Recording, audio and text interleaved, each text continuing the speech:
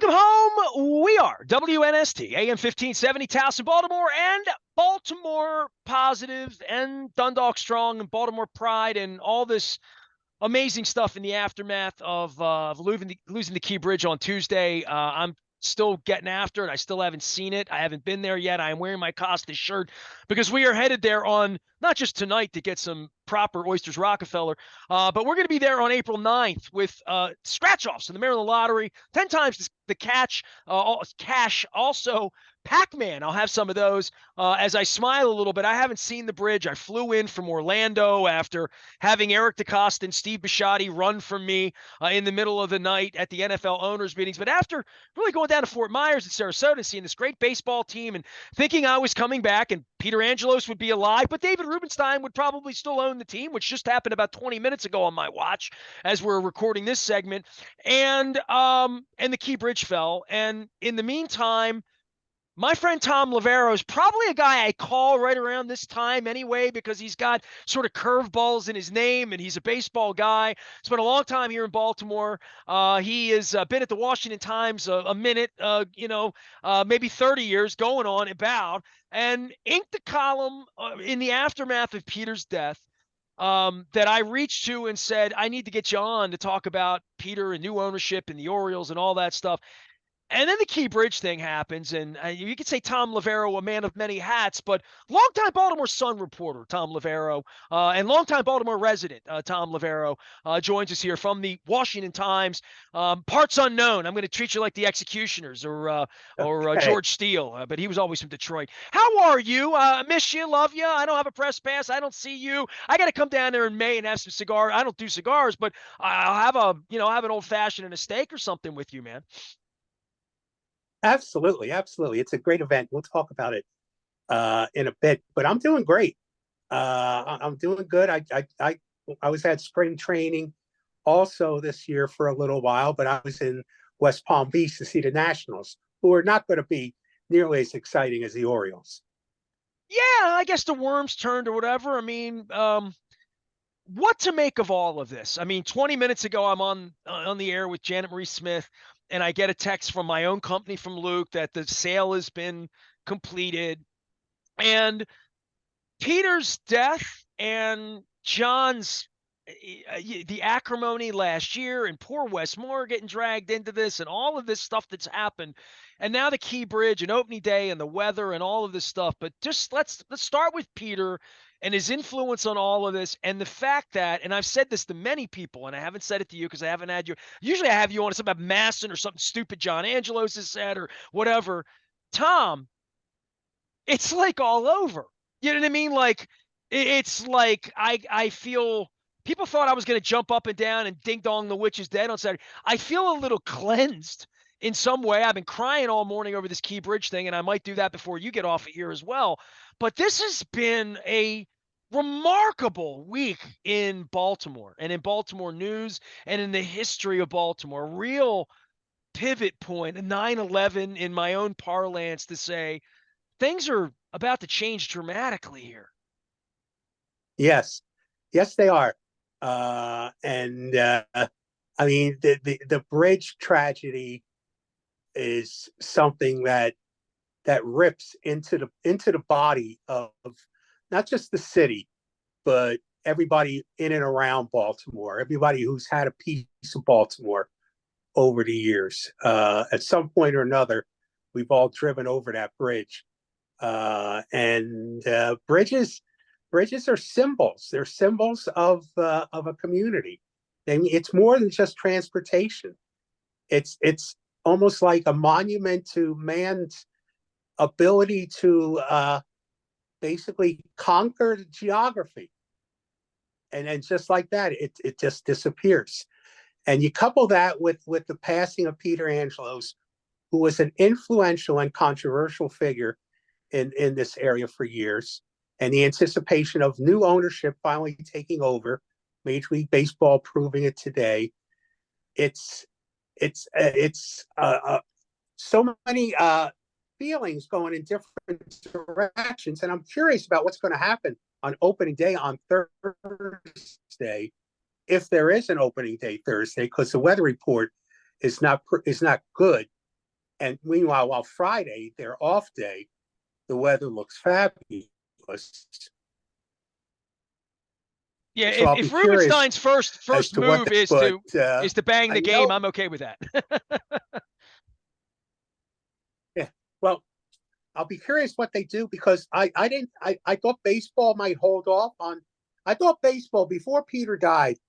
I thought baseball was going to approve it before opening day because I thought they would like to do a scenario like Edward Bennett Williams did in 1988 when they signed a new 30-year lease, in his offices in Washington. Took the train up to Baltimore for a game that night. That just happened to be fan appreciation night for the Orioles that night, and they wanted to make a big deal of unveiling the new 30-year lease to for the future home of their team at Camden Yards, and they wanted to do it on fan appreciation. I figured they'd want to do the same thing to formally announce the ownership of David Rubenstein and the Orioles on opening day. Then after Peter died, I thought, well, it's going to be a very subdued day. It's going to be a Peter Remembrance Day, not a celebration of new ownership. So I'll be real curious how they handle this. Thom Loverro is our guest. Thom, I would tell you, Fantastic Fans Night was a night I was at the ballpark. There were 52,000 people in Memorial Stadium that night. I literally remember where I was standing. I was standing about section 7, section 8. I was down the left field line, like shagging foul balls during batting practice when I looked up on the scoreboard. And, the Videotron and all that stuff. There literally was just an announcement on the scoreboard that a new stadium will be erected in downtown Baltimore, and the team had just lost all the games, and Billy Yes. Ripken's on the, holding the bat on Sports Illustrated, and, Cal's gotten fired, and Frank Robinson's running. I mean, it was a mess, and it was this shining light. And now we have Camden Yards, $600 million for it, an owner, all of these things. And the bridge incident happens here, and you almost made me cry in your eloquence in regard to symbolism. And I brought this up with Janet Marie.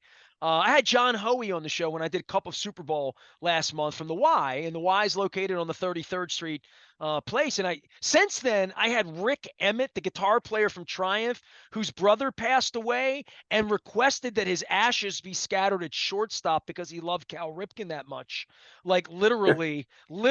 And I told him, if you still have some ashes, I might be able to make that happen for you. But I could not drive Montebello up at the park and Herring Run down the hill.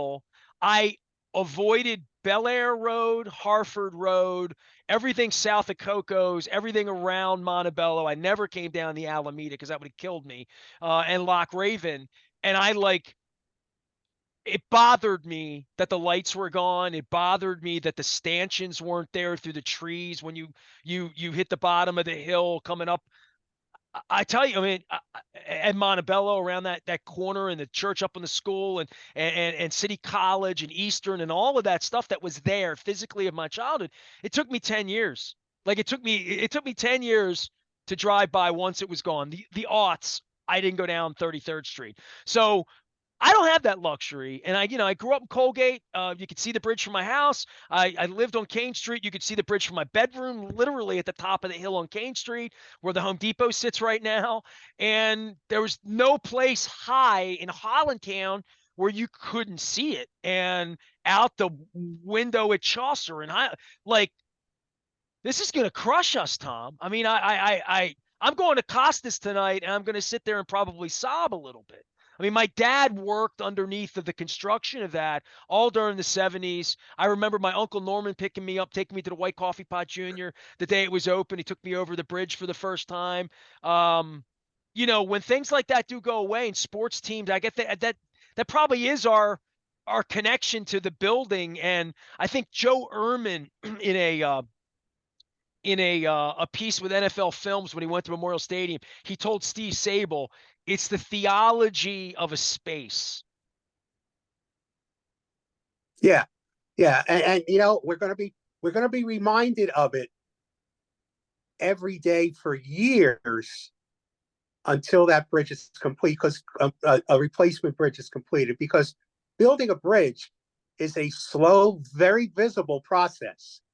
I grew up in Brooklyn, and I remember I used to visit the Brooklyn waterfront as a kid and watch them literally build the Verrazano Bridge. And you see a little bit of a bridge and a little bit more, and then a little bit more. So it's a daily reminder of it will be a daily reminder of the pain, and will also be a daily reminder of the hope towards replacing it. But it'll be a slow process. This is going to stick in people's guts for a long time. And sports teams are the ones that come together. You mentioned New York and the Yankees, after 9/11, and people coming through sports to commune in some way. And you mentioned that bridge, dude. You were reciting the lines in Saturday Night Fever, right? Like there's a scene in Saturday Night Fever where he said, Yes. I saw that bridge get built, right? Literally. Yeah. Yeah. Yeah. John Travolta talks about the Verrazano Bridge. So, and bridges have always been important to me.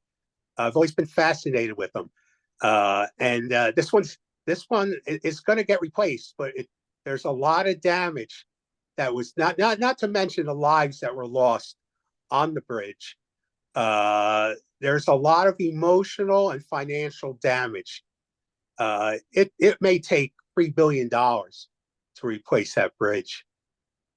How long did you work at the Baltimore Sun, Tom? And what roles did you have there? Because I'm asking out of curiosity. I'd ask you that at Cigars and Curveballs because I really don't know the answer to that. I knew you knew me as a kid when I walked in there in 1986, and I got a documentary coming out this year on our 25th anniversary and all the cool stuff that I've done in my life that I want to share with people that don't know and haven't known me since I was a kid. Like some people like you, I wasn't even aware of you. I was aware of your byline, but I didn't really know you or feel like I knew you when Dick Irwin was in the newsroom late at night or David Simon or Raphael. Yeah, I worked at the Baltimore Sun from 1984 to 1992. And for 6 of those years, I was the editor of the Howard County Zoned Edition. So I wasn't in the newsroom much for the first 6 years. Sometimes, maybe once a week, twice a week, but not every day. Who are the I was sports writers for the Howard County Zone at that time? Because like Rock Kabako came from Anne Arundel County, I know. Yes, he did. Yeah, but who? I'm trying to think of who they were just because I'm sure I knew them because I covered high school sports. So I would always trip Well, over yeah, Rock in Anne Arundel County and Kathy Frazier and Sam Davis. I mean, all these people. Kevin Eck was a part of that. Jamison Hensley covered high schools, I believe, early on, a little after me. But like all of that period of time, those zoned editions were an amazing part of the Baltimore Sun's outreach to try to be a neighborhood newspaper. Not to yeah, necessarily put the Dundalk Eagle, the Howard County Times out of business, but to at least play and say, we're a Baltimore entity. yeah. Rick Bells was one of the sports writers out in Howard County. Gary Lambrick Oh, Gary, uh, of was course, right. was one of the sports writers. John Smallwood, the late John Smallwood, who went on to write as a columnist for the Philly Daily News, Legend. was one of my sports writers Yeah. there as well. And it was a community newspaper, and it was a lot of fun doing it. And then the last 2 years I was there, I was a reporter on the State Bureau covering Western Maryland. So I was between Frederick and downtown, covering Western Maryland issues and stuff like that. And I didn't really get to know you until I became a sports writer with the Times in '92 after I left the Sun, and then went to Camden Yards, and I think I got to know you there. Well, But I and, knew and who you were. I remember seeing you in the newsroom, when I was at the Baltimore Sun, but we didn't know each other. well, it's, I think of you in a lot of ways, but I forget. It's been 30 years, Tom, right? I mean, with Peter. So let's get on to Peter here and talk about that because, I shared your sentiments on Saturday because I was at a pool in Tampa after 3 days in Sarasota, Fort Myers, Sarasota. I was told by an upper level management person with the Orioles that I said, I want my press pass back, man. And, when the new ownership comes, what's the methodology that my Caucasian employee can be sitting in the press box again for the 18th year and I'm not credentialed for a company I own? It doesn't, like I want to change that. My last name's Aparicio. I love baseball. He said, wait a week. Just give it a week, is what he said. Just give it a week, which meant there'll be a new owner by opening day. And that was his code word for me that there's your breaking news. We'll have a new, we'll do exactly what you said they were going to do, exactly what they've done, approve the ownership on the day before opening day so that on opening day they could have that. Peter's death was nothing predictable or nothing in the Yeah. plan at all. And I said this to many people, Thom, they have, in all the years since you've known me, Johnny Oates in the early part, from the time Peter bought the team and the Rick Vaughns left, who I talked to last week, he was down at Valspar in Florida. When that period happened, I had Janet Marie on. She lasted about a year and left, and Larry Lucchino went to San Diego. During that period of time, since that time, I cannot remember anyone, maybe John Maroon, after John Maroon left, ever being nice to me with the Orioles. Bill Stetka tries because he loves me and we were colleagues, but like you got fired if you were too nice to Nestor. Like everybody cut me off on the LinkedIn level, the Facebook level. Like I had people that were at my wedding that had to stop speaking to me because Peter hated me that much and the family hated me that much. And I think about all of this 30-year period and I never really have thought about him dying. Like, I know it's inevitable. We're all, it's a fate we're all going to have. I just never thought, like, it felt eternal. And when John was kicking and grabbing last year, and I'm having you on, and he's making stuff up as he goes along, I thought, this might linger another 5 years. You know what I mean? Like, the whole thing might linger a lot longer. There might be more lawyers, more fights, more family, more awfulness, and I just never saw an end of it. I compare it to Cuba. I compare it to Fidel runs the place. It's never changing.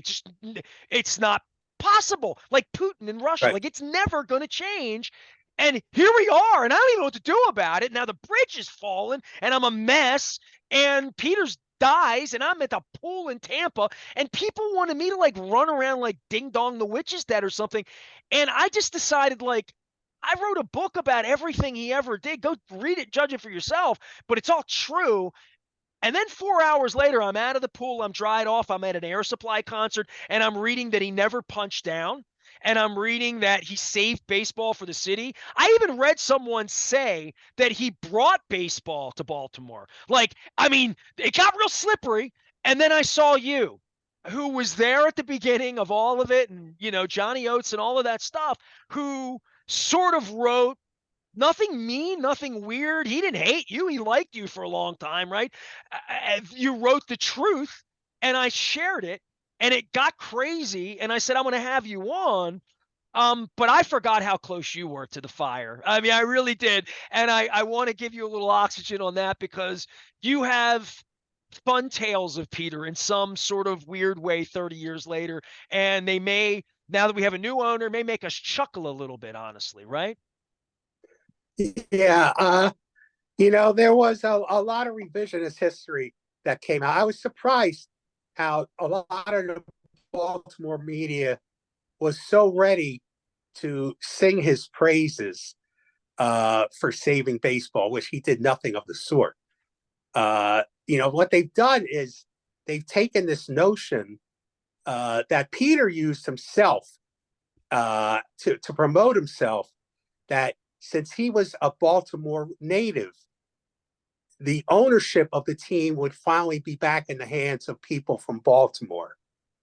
Okay, but the team, I mean, in most cities, the people who own the team are not from that city. You know what, Okay, it Thom? In happened. the end, and I don't want to speak badly, but this is the truth. He preyed on the provinciality of Yes. Irsay leaving. That's literally what he did. He Oh, used yes, he that the did. way Trump uses all sorts of weird things as sort of an air. It was a thing like in a court case that he could come in with that may or may not be truth, but I'm going to say it and you can't prove, and boom. And that I'm local, and then local's always better. Local was not better. Bill DeWitt would have been a billion times better, as history borne out with Larry Lucchino. If Bill DeWitt and Larry Lucchino owned this team, people would have been eating Boog's barbecue on Christmas down there the last 30 years, and they might have won 4 or 5 pennants because they had some excess in the 90s and some abilities with the market to probably keep the Nationals out of D.C. If the Nationals probably never would have happened if really good ownership would have happened here. I wouldn't go that far. The Nationals were inevitable. Really? You believe that? Inevitable. Why? Yeah. I mean, Antitrust? because of the market. It's just too big. There was too much money to be made that the Orioles weren't making it in Washington and Northern Virginia. Contrary to their popular statements, and I've had people who work for the team tell me this, their figures were all false in terms of the market they got from DC and Northern Virginia. It was much less than they claimed they had. Okay, so a lot of that was really by a then, in fallacy. 92 and 93, George Will was there and Larry King was there. It was a lot of DC money the first 10 years. When the skyboxes dried up and Peter wrecked the team by 01, it was less. I mean, I think at one point, 93, 94, 95, Cal Ripken era, when he's doing 21-31 All-Star game, Davey Johnson era when they're great, I do believe it might have been 20-25% at that time because I looked in the parking lot and I'd see the Virginia plates. It was never 20-25%. Never. Okay. Never. You know? Oh, and okay. This is, to be honest with you, as much as I love Larry Lucchino, they're the ones that started the notion that there was this large market like supporting the team from Washington. And that I people who work for the team who told me that was made up. That was made up. It was closer to 10%, more than 20 or 25% of the market. So I think the Nationals coming were inevitable. Here's the thing that I learned years later. When Pat Gillick was general manager, he suggested to Peter, he may have been the one who planted this idea in Peter's head in the first place. He suggested to Peter that, because he knew it was inevitable, that why not welcome the Expos moving to Washington and become partners with them in all sorts of business, television, marketing, everything. Instead of fighting them, embracing them, because inevitably there's going to be a team there, he felt. And then why not have some kind of partnership that is beneficial for Baltimore and the team, and stops the idea of fighting this team coming to Washington. Now, I don't think he had the one-sided Masson deal in mind. I think he had more of a cooperative agreement in mind and not the Masson deal. But Peter may have gotten the idea of Masson from Pat Gillick, who floated the notion to him, the idea of welcoming a team and becoming partners with them. Tom, I would say with Peter, in regard to that point, though, for medium money and the team, I wrote in the Peter Principles, and I believe this to be true because it was said to me by top-level people. Peter hated the concept of a Washington baseball team, like the fact that it was over his dead body that this was going to happen. Literally, like there was no keeping him whole. He sought to be a taker in the deal because he felt betrayed. I mean, literally, I don't think that was made up or performative.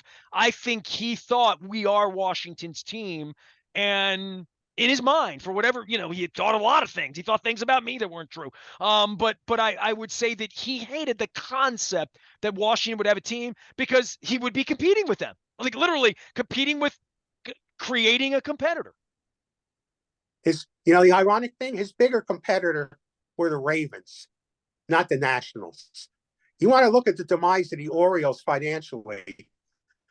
You point to the idea that for 12 years, there was no football team in the city. And for about 6 of those 12 years, Camden Yards was being filled up and the Orioles were winning. And then when the Ravens came down, there's a new stadium right next door, and people in Baltimore haven't made the decision as to where they're going to spend their money, because there's not enough money season ticket wise to do both for most people in that city. The Ravens had a much bigger negative impact on the Orioles than the Nationals did. Oh, and I would say at this point, Sponsorship wise, attendance wise, certainly season ticket base wise. well, the NFL's such a monster at this point. I just left the owners' meetings where Steve Bisciotti and Eric DeCosta can be really proud of the way they ran from me in the middle of the night on Sunday night at the Ritz-Carlton in Grand Lakes, Orlando. But the Ravens have had ticket problems, and they begged me to buy my own tickets back that Chad Steele threw me out of a couple years ago. And there are 10,000 empty seats most weeks, and tickets are $10 sometimes online before games. And the first playoff game was the lowest price of all of the playoff games that were held last year. Baltimore had the worst the lowest get-in cost for lowest demand. Literally, the lowest demand was for the Ravens Texans game. And cold night, blah blah blah blah blah. But I remember cold never bothered us when Ray Lewis was shaking his ass around here, and price never Right. bothered us. So the interest is down in the football team here locally in that way of I want to go to the game. Now it's crime, it's Fox 45, it's blah blah blah blah blah. Right? The baseball team has this incredible lane and opportunity right now with new ownership and this really good team on the field to immediately do things differently. I don't even know what that means. I've been sitting here for 90 days. I was going to call you in February, and I figured I'd wait and say, all right, owner Thom Loverro, you consultant to David. And is it Rubenstein or Rubenstein? I really don't know, and I don't want to get it wrong.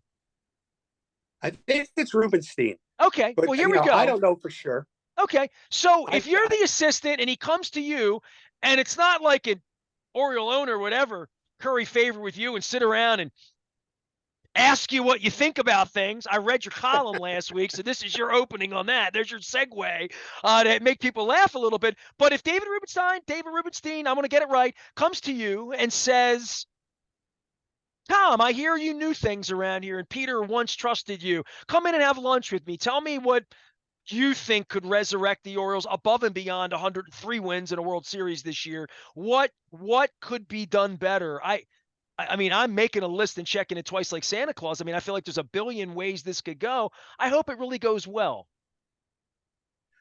I think it'll go well. I mean, Mike Elias, the general manager, has built, it was a painful build, but it was a successful build. And they have so much young talent that their best player, for whatever reasons you want to make the case for, is still down in the minor leagues, Jackson Holiday. He'll be at Camden Yards sometime this year. But as far as offering advice, it's almost like the same thing in Washington when Dan Snyder sold the franchise. Finally, something that people never thought would happen. And the only marching orders really that counted for the new owners was don't be Dan Snyder. So I would say to the new owner, David Rubenstein, don't be Peter Angelos, don't do what he would do. That's the one simplest way to be able to build up what they've got. And I think he's sharp enough and in his nature, probably the kind of guy not to do what Peter Angelos would have done in a lot of situations. Look, he's got Cal Ripken in his ownership group. Cal would have worked for the Orioles a number of times. Peter would not hire him because he was afraid that if for some reason Cal had success, then Cal would get the credit, not Peter. Yeah, I mean, I could sit here all day on the Peter thing, and I'm wondering where the end of that is. And Thom Loverro is our guest from the Washington Times, longtime Baltimore Sun, longtime Oriole insider, and wrote some very strange behavior of Peter years ago with you late at night. Schmuck's got stories. Flanagan told me a million stories before we lost Mike years ago, about all of the late night things with Peter and things that were said and crazy. By the way, I loved Andy Van Slyke. I was going to text you that I loved Andy Van Slyke. He was on my Stratomatic team. You got to tell that story. You got to tell a couple of these Peter stories, and then we can move on to Rubenstein. Okay. I wrote in my column about how Peter, Peter in the early days, when everyone loved Peter, he loved reporters. I must have spoke to him maybe sometimes three, maybe four times a week. And I wasn't the only one. He talked to Schmuck. He talked to Maskey at the Washington Post. He loved talking to reporters. And the press back then was a positive thing for Peter in the early days of ownership. But Stedman ate him. Like, I read Stedman's work when I wrote the Peter. He had Stedman hoodwinked. He had Stedman wrapped. I mean, nobody loved John more than me. I love John Stedman. I'm doing this documentary on my 25 years, and I found him saying some amazingly beautiful things to me about my reportorial skills on the air as a kid. I was 23 years old, and he said these beautiful things to me, but he was really wrong on Peter, and Peter bamboozled John, like literally. And was looking to bamboozle all of you, have you all think he was a right guy and his kids really were like credible to make baseball decisions. And I was in the office when Johnny Oates lost his mind. When you talked about Johnny Oates, like the owner's coming down here telling me who to play third base, I was there for that whole thing.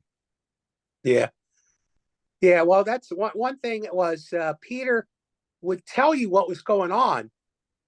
I mean, and we talk for hours sometimes, but sometimes he'd want something from you. Sometimes he'd want to ask your opinion, which is not really a comfortable position for a beat writer. And I was the beat writer at the time, covering the team for the Times to be in. But that was the price. If you wanted to have a relationship with Peter and keep getting information, when he asked you your opinion, you had to offer it. So it was the winter of '95. They weren't bringing back Mike Devereaux. They needed a center fielder, and Curtis Goodwin was their center field prospect, but he was just at Class A Frederick and wasn't ready yet. So Peter said, "What should I do about center field? Who should I get to play center field?" So I said to him, I said, "Look, Andy Van Slyke just had 2 injury-filled years with the Pirates. He needs a big comeback year in order to get a contract. So he's going to be available for a cheap 1-year deal for you to pick up. Take a chance on him. If he plays well, you'll look good. It won't cost you a lot of money, and it'll give you time until Goodwin develops." Well, 2 days later, they signed Andy Van Slyke. So, I'm trying to look his stats up and see how you did. Hold on here that year, because I know it wasn't good. It was the second to last stop. He got 68 at bats. Had 10 hits. Dude, he had a $159. You suck, Loverro. You're I know. You're no Sid Thrift. Let me tell you that, buddy. That was my stint as a general manager. It wasn't very good. Thom Loverro is here. He wrote true tales of the Peter Principles. And we've talked about the Key Bridge and the demise of that and the hopes of all of this. Where do you live? You live in the corridor, correct? Actually, I live in Frederick these days, up in the different corridor. Okay. Up at the foot of Western Maryland. I love Frederick. Frederick's very underrated. When my crab cake tour happened, my wife and I fell in love with downtown Frederick. We talk about going when that little concert facility has the right cover band or whatever, we're going to go drink some beer in downtown Frederick and do it upright because we like it a lot, actually. So going to games for you and getting out, going to DC or going to Baltimore, you said you just came back from Florida. You're sort of embedded with the Nationals in that way. What could the Orioles do to make a guy, crusty old curmudgeon baseball expert like you, be a little more involved or come in a little bit more? And, people said to me, okay, they give you your press pass back, right? And maybe that might be happening by the end of the day. John Maroon might call and say, Cal's running the place. You're in. Come to the game tomorrow. Here's your parking pass, right? Like whatever, right? And I don't have any expectation, anything I don't deserve. I've earned the right to cover the baseball team in more than anybody's.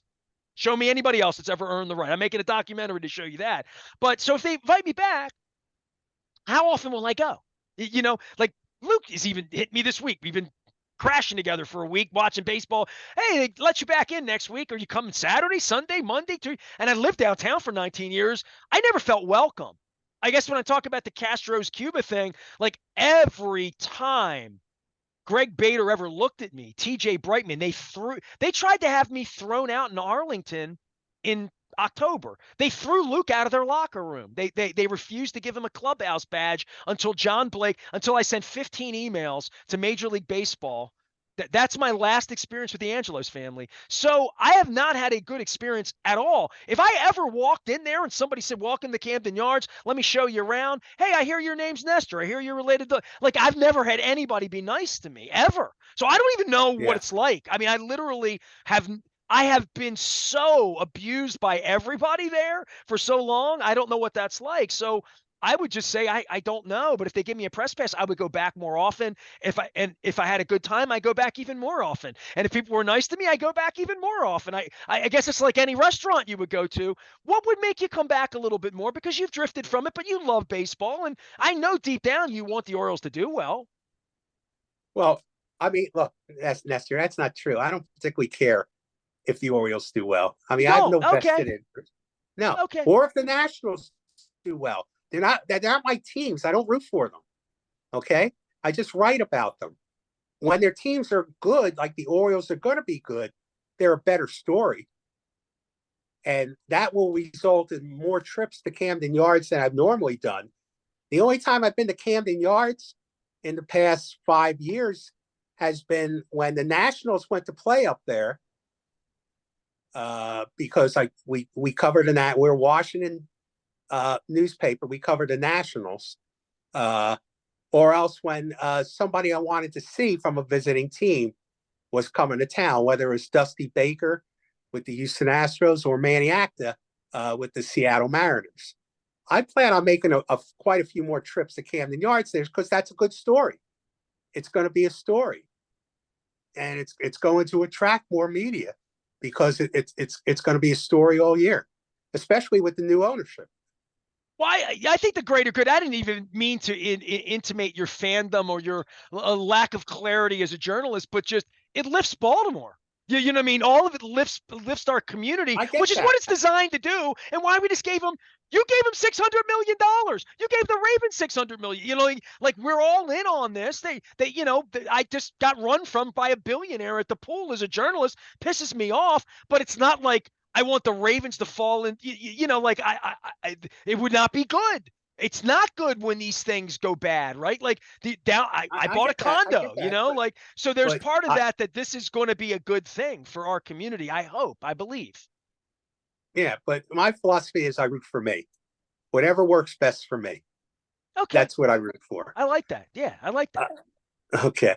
But I think they're going to be. I think they're going to be a very exciting, fun team to watch, and there'll be maybe a lot of new surprises with the new ownership that we haven't seen in a long time. So I mean, Camden Yards, not Nationals Park, is going to be the place to be this summer. And the Nationals have on the horizon have some good young talent coming, but they've got an ownership that is not quite the Angelos ownership, but certainly not an ownership that's going to wind up drawing people to the ballpark down in Washington. Rubenstein had a little summit on Tuesday night here in Baltimore for 50 people, and the Masson thing made the news, right? Like he wants Masson peace, work it out on business. That's a thing that every time I've ever had you on, any of the Washington people on, even in the years when the Nationals were crushing it with Strasburg and Harper and all those guys and winning championships, I would say that the Masson thing has been such a drag on the franchise. And as awful as the Angelos thing was for Baltimore people, for what it did for the Nationals and how it screwed up broadcast and all of that, that there will be a brighter day for Washington because of this sale too, correct?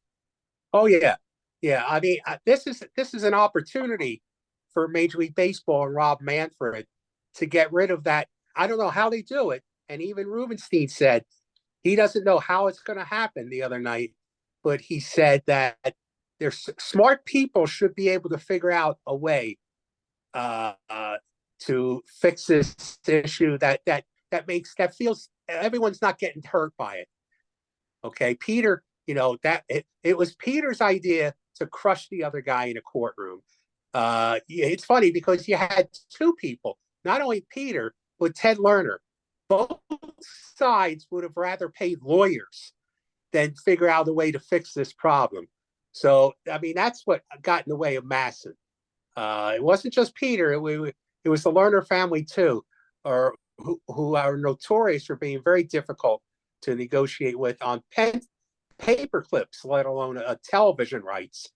So I think that's a hope for a lot of people, is that Masson gets fixed in a way that doesn't hurt anybody. I think Orioles fans are rightfully thinking, well, it's gonna hurt our revenue stream.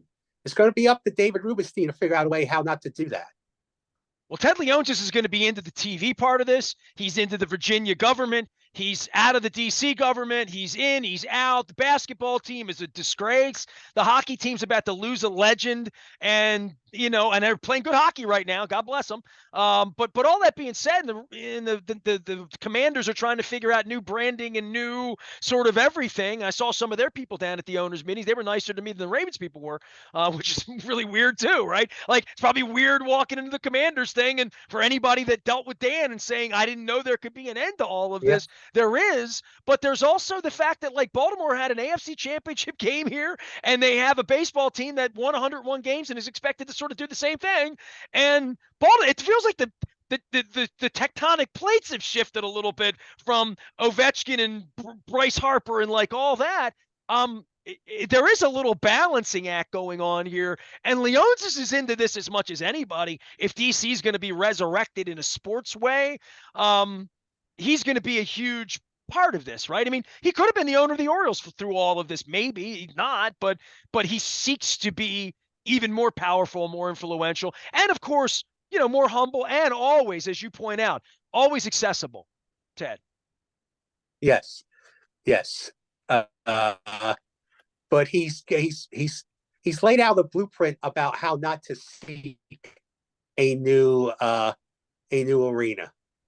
It's funny because Josh Harris, the new Commanders owner, told reporters down in Orlando that they're watching the Wizards Capitals arena thing closely, and they hope to learn from it.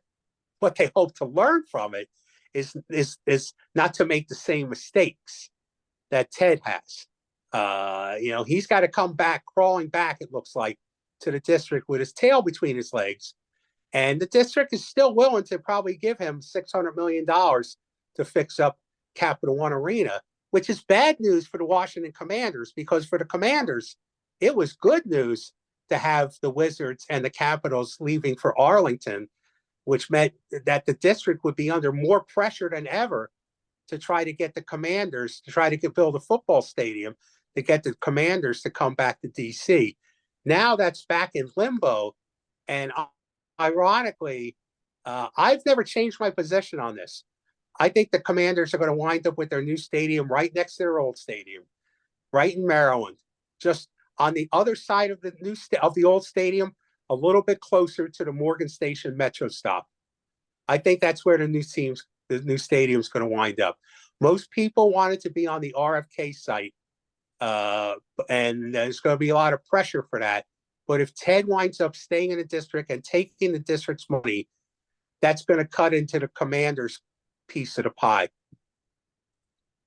What do you make of, like, going to owners meetings and owners don't meet with media and don't talk anymore? And we're just way, way, way past the point of, I mean, Rubenstein's trying to come in here this week and get known and get people comfortable with it being different and all that. There's just such an arrogance about all of this. I mean, Ted Leonsis stands up at a press conference and says, hold me accountable, and walks out the side door. It's astonishing, really. And you call him transparent, Ted. I'm sorry about that.